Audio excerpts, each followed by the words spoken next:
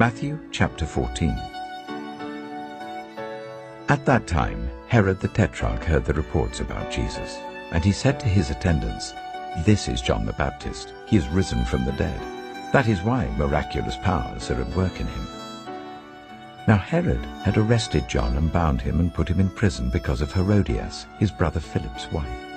For John had been saying to him, "It is not lawful for you to have her." Herod wanted to kill John, but he was afraid of the people because they considered John a prophet. On Herod's birthday, the daughter of Herodias danced for the guests and pleased Herod so much that he promised with an oath to give her whatever she asked. Prompted by her mother, she said, "Give me here on a dish the head of John the Baptist." The king was distressed, but because of his oaths and his dinner guests, he ordered that her request be granted and had John beheaded in the prison. His head was brought in on a dish and given to the girl, who carried it to her mother. John's disciples came and took his body and buried it. Then they went and told Jesus. When Jesus heard what had happened, he withdrew by boat privately to a solitary place. Hearing of this, the crowds followed him on foot from the towns.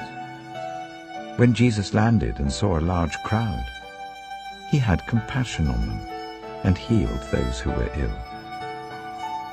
As evening approached, the disciples came to him and said, "This is a remote place and it's already getting late. Send the crowds away so that they can go to the villages and buy themselves some food." Jesus replied, "They do not need to go away. You give them something to eat." "We have here only 5 loaves of bread and 2 fish, they answered. "Bring them here to me," he said. And he told the people to sit down on the grass. Taking the 5 loaves and the 2 fish and looking up to heaven, he gave thanks and broke the loaves. Then he gave them to the disciples, and the disciples gave them to the people.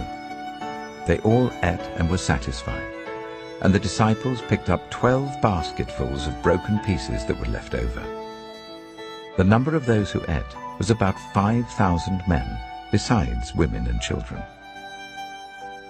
Immediately Jesus made the disciples get into the boat and go on ahead of him to the other side, while he dismissed the crowd. After he had dismissed them, he went up on a mountainside by himself to pray. Later that night, he was there alone, and the boat was already a considerable distance from land, buffeted by the waves because the wind was against it. Shortly before dawn, Jesus